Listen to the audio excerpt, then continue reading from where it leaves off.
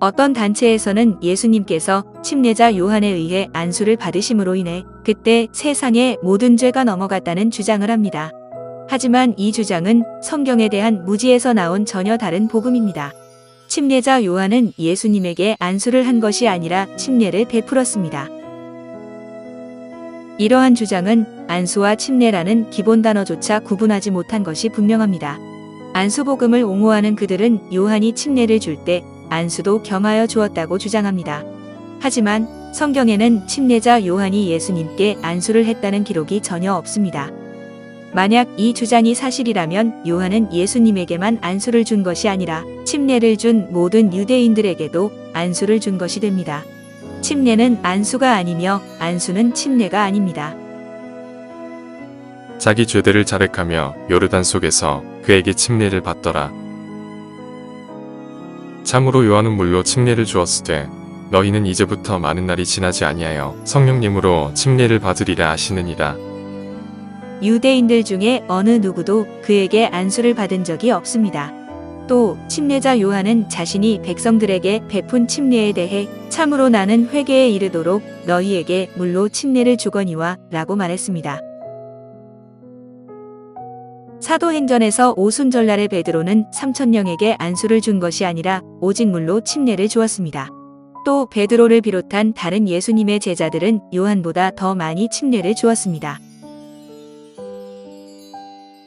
이 일들 뒤에 예수님과 그분의 제자들은 유대 땅으로 들어갔고 그분은 거기서 그들과 함께 지내시며 침례를 주시더라. 만일 예수님께서 요한에게 침례를 받으실 때 세상의 모든 죄가 이미 넘겨졌다면 예수님은 왜 그 이후에도 자신의 제자들로 하여금 백성들에게 침례를 주도록 하셨을까요? 침례는 죄를 제거하지 못합니다.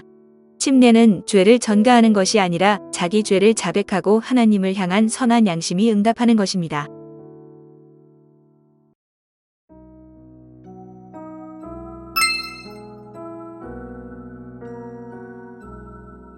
요한이 예수님에게 침례를 줄 때 손을 머리에 얹었다는 식으로 말하는 이들은 성경을 오도하는 것입니다. 성경 어디에도 침례를 통해 안수를 하는 예가 없습니다. 먼저 침례를 의미하는 바티조, 바티스마, 바티스테스라는 헬라어는 모두 밥토에서 나온 말입니다. 이 밥토는 물속에 넣다, 담그다, 완전히 잠기다 라는 의미라고 모든 성경 백과사전에서 정의합니다. 침례의 첫 번째 의미는 죄로 인해 지옥에 갈 수밖에 없는 죄인이 그리스도를 구원자로 믿었을 때 믿는 사람이 성령 안으로 침례되는 것을 의미합니다. 두 번째 침례의 의미는 예수님과 하나됨으로 그리스도와 함께 우리 몸이 십자가에 못 박히고 장사되며 또 함께 부활하는 것을 나타냅니다. 세 번째 침례의 의미는 구원받은 성도가 예수님의 몸에 연합되고 구원받은 성도로서 선한 양심으로 살 것을 고백하는 믿음과 순종의 표시입니다.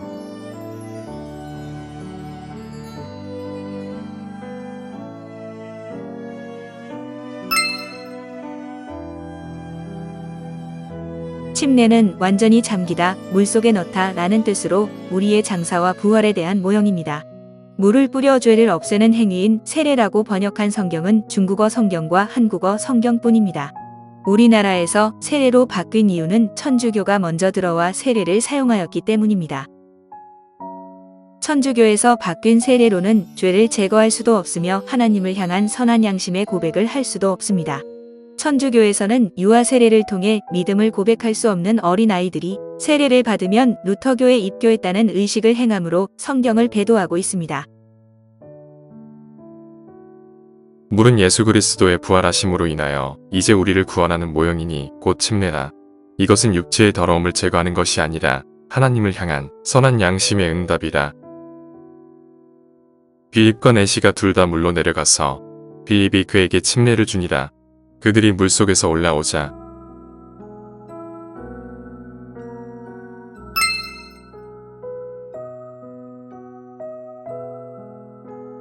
성경 어디에도 침례 요한이 인류는 고사하고 유대인들을 대표한다는 말이 없습니다.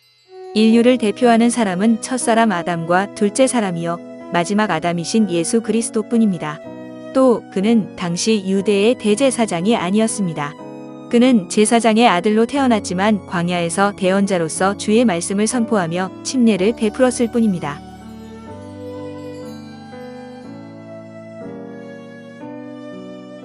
안나스와 가야바가 대제사장으로 있을 때 하나님의 말씀이 사가랴의 아들 요한에게 임하니라. 당시에는 안나스와 가야바가 유대의 제사장 직무를 이행하고 있었고 만일 요한이 제사장 직분을 이행하려면 반드시 성전으로 가야만 했습니다. 하지만 그는 약대 털옷을 입고 광야에서 다른 일들을 수행했기 때문에 그가 제사장이라는 견해는 엉터리 주장입니다. 또 아버지의 이름을 따라 사가랴라고 짓지 않고 요한이라는 이름을 가진 것도 우연이 아닙니다.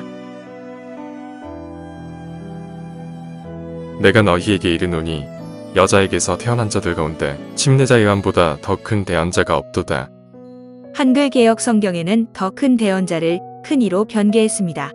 이스라엘 백성들에게 메시아는 앞선 대언자들이 늘 보지 않고도 성령의 감동으로 미리 계시했던 상상 속 인물이었습니다.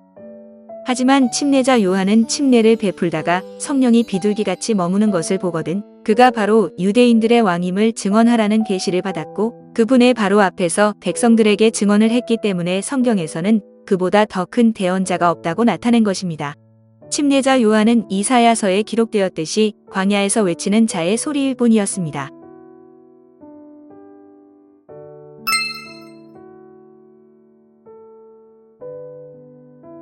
우리는 다 양 같아서 길을 잃고 각각 자기 길로 갔거늘 주께서는 우리 모두의 불법을 그에게 담당시키셨도다.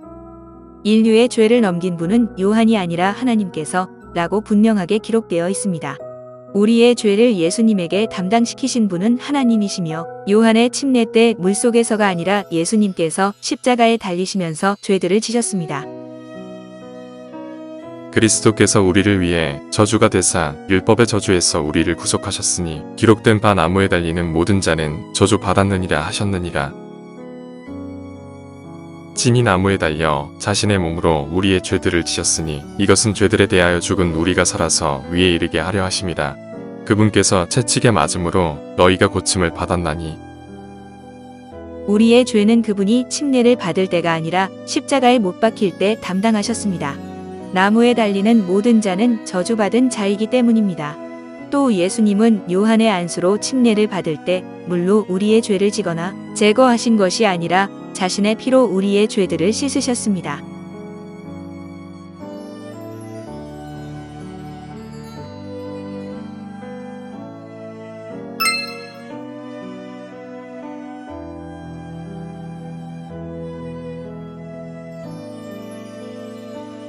만일 예수님께서 요단강에서 침례를 받으실 때 우리의 모든 죄를 지셨다면 그분은 3년 반 동안이나 죄들을 지고 다니시면서 사역을 했다는 말이 됩니다. 예수님은 침례를 받을 때가 아니라 십자가 위에서 자신을 희생물로 드려 우리의 죄를 제거하셨습니다. 또 요한복음 1장 29절을 보면 변개된 개역 성경에는 지고 가는 이라고 돼 있지만 제거하시는 이 맞습니다.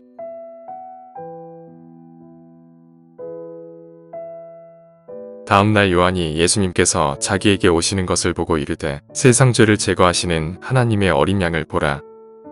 요한복음 1장 29절의 다음 날은 침례를 받은 바로 다음 날이 아니라 유대인들이 요한에게 너는 내 자신을 가리켜 누구라고 하느냐? 어찌하여 침례를 주느냐? 라며 신문을 받은 바로 그 다음 날을 뜻합니다. 예수님께서는 요한에게 침례를 받으시고 곧바로 40일 동안이나 광야에 계셨습니다. 내가 그분을 알지 못하였으나 그분이 이스라엘에게 드러나야 하므로 내가 와서 물로 침례를 주노라 하니라. 요한은 다만 백성들에게 예수님이 누구신지를 증언했을 뿐이었습니다. 왜 광야에서 침례를 주느냐는 유대인들의 질문에 대한 답은 다음 구절들과 같습니다. 나는 그분을 알지 못하였으나 나를 보내어 물로 침례를 주게 하신 분 바로 그분께서 내게 이르시되 성령이 누구에게 내려와 그 위에 머무는 것을 내가 보거든 바로 그가 곧 성령으로 침례를 주는 분이니라 하셨기에 내가 보고 이분이 하나님의 아들이심을 증언하였노라 하니라.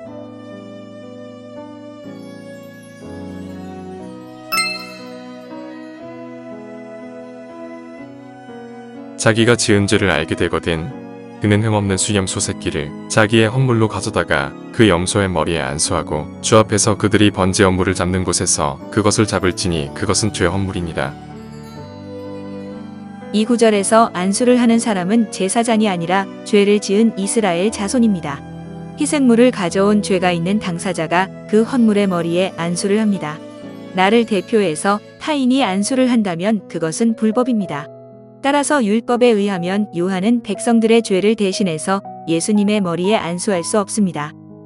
제사장이 죄를 지으면 제사장 역시 자기가 지은 죄에 대해 희생물의 머리에 안수하고 그것을 잡았습니다. 아론과 그의 아들들이 헌물의 머리 위에 안수를 했던 것은 자신들이 지은 죄로 인한 것이었습니다.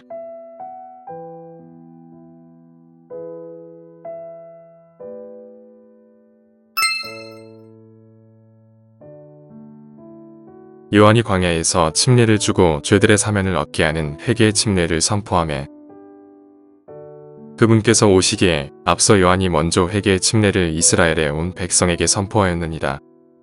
요한은 이스라엘 백성이 회개에 이르도록 물로 침례를 주었습니다.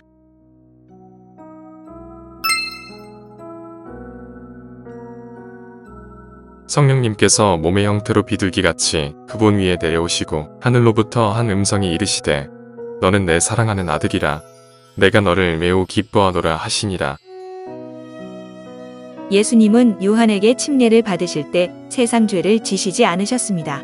주께서 침례를 받으실 때 하늘로부터 성령이 임했으며 아버지의 음성이 났습니다. 공생애를 시작하시면서 세상 죄를 담당한다는 것은 있을 수 없는 일입니다. 하지만 예수님께서 십자가에서 세상 죄를 담당하셨을 때에는 하늘이 어두워졌고 하늘에서는 아무 소리도 나지 않았습니다.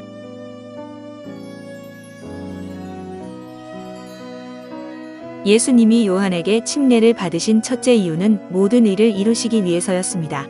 요한은 처음에 자신이 예수님에게 물로 침례를 주는 것을 거부했지만 예수님은 요한에게 이렇게 하여 모든 의를 성취하는 것이 우리에게 합당하니라고 하셨습니다. 이것은 곧 예수님이 물로 침례를 받으심으로 모든 사람이 다 침례를 받아야 한다는 사실을 확증합니다.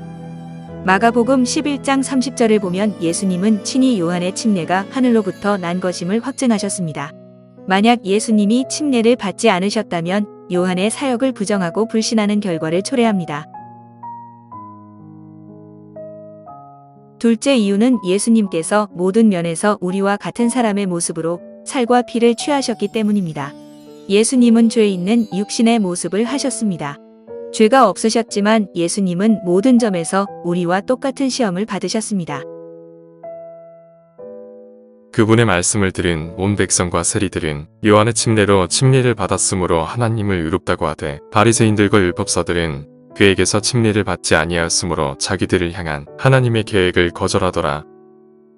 셋째 이유는 요한의 침례를 받은 사람들은 주님의 말씀을 모두 받아들였습니다. 반대로 요한의 침례를 받지 않은 사람들은 하나님의 계획을 거절했습니다. 예수님은 요한의 뒤를 이어 물로 침례를 주셨고 그의 제자들 또한 요한보다 더 많이 침례를 주었습니다. 이것은 요한의 사역이 개인만의 사역이 아니라 하나님의 사역임을 선포한 것입니다. 넷째, 요한의 침례를 통해 예수님께서 하나님의 아들이심을 공개적으로 선포하시기 위함이었습니다. 요한은 오실 메시아를 증언했지만 그분이 누구인지 알지 못했습니다.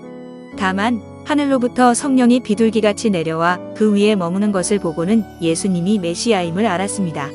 이로써 요한은 그분이 하나님의 아들이심을 이스라엘 백성들에게 선포했습니다. 또 성령이 비둘기처럼 임하심으로 그분에게 죄가 없다는 사실이 증명된 것입니다.